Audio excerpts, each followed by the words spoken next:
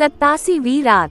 जब 87वीं रात हुई तो उसने कहा कि ए नेकबख्त बादशाह, ज़ब अलमकान ने हाजिब को हुक्म दिया कि वो दमिश्क का खराज पेश करे, और उसने सारे माल और तोहफे तहाइफ और जवाहरात के संदूक लाकर सामने रख दिए। इसने लेकर सारा का सारा लश्करियों में तकसीम कर दिया और कुछ बाकी न छोड़ा।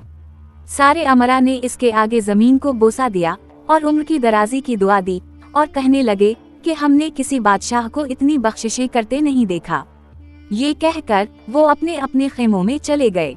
जब दूसरा दिन हुआ तो बादशाह ने कोच बोल दिया और 3 दिन सफर करने के बाद चौथे दिन वो बगदाद के पास पहुंच गए और शहर में दाखिल हुए और देखा कि शहर आरास्ता वो पैरास्ता है।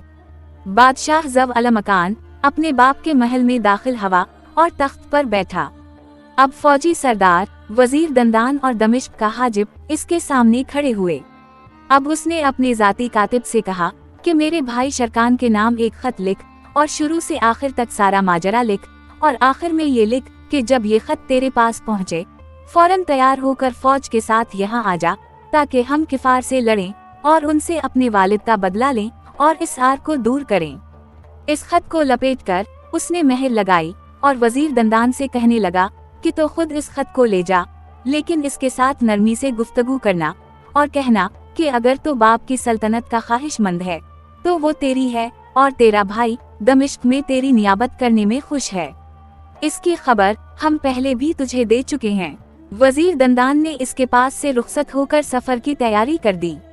इसके बाद जब अलमकान ने हुक्म दिया कि भट्टी सलगाने वाले के लिए एक आलीशान मकान दुरुस्त किया जाए और वो बेहतरीन सामान से सजाया जाए। इसका किस्सा बहुत लंबा चौड़ा है।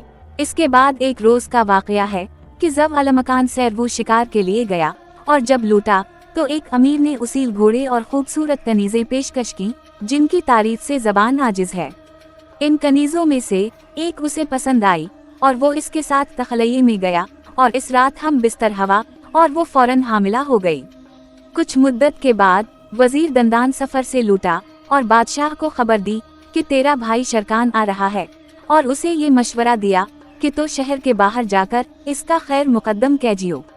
जब अलमकान ने कहा कि बसरवू चश्म और हुकूमत के खास लोगों को लेकर वो बगदाद से 1 दिन के सफर पर पहुंचा और वहां खैमे लगाए और अपने भाई का इंतजार करने लगा। जब सौयरा हुआ तो शहजादा शरकान शाम की फौजों के साथ पहुंचा, जिनके साथ बहादुर सवार और शहजोर शीर और जंगजू सूरमा थे।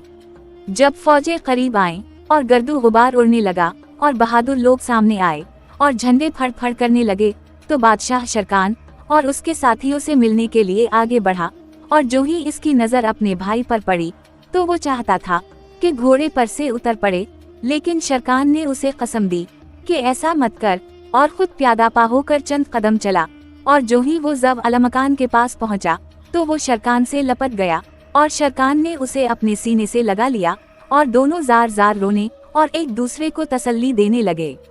इसके बाद दोनों सवार होकर रवाना हो गए और लश्कर उनके साथ हो लिया, यहाँ तक कि वो बगदाद पहुँचे और उतर पड़े और शाही महल में दाखिल हुए और रात वहीं गुजारी।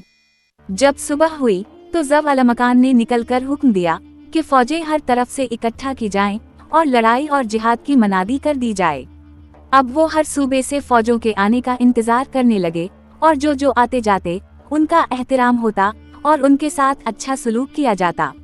यहाँ तक कि 1 महीना गुजर गया और लोग जौक दर जौक आने लगे। अब शरकान ने अपने भाई से कहा कि भाई अपनी सरगुज़श्त बयान कर, और उसने सारा माजरा शुरू से लेकर आखिर तक बयान कर दिया, और ये भी कि भट्टी वाले ने इसके साथ किया एहसान किया। इस पर शरकान ने कहा कि आया तूने उसकी नेकी का बदला भी दिया है? इसने जवाब दिया कि अभी नहीं, लेकिन जब लड़ाई से लूटूंगा तो अनशा अल्लाह बदला दूंगा। अब शहरजाद को सुबह होती दिखाई दी और उसने वो कहानी बंद कर दी जिसकी उसे इजाजत मिली थी।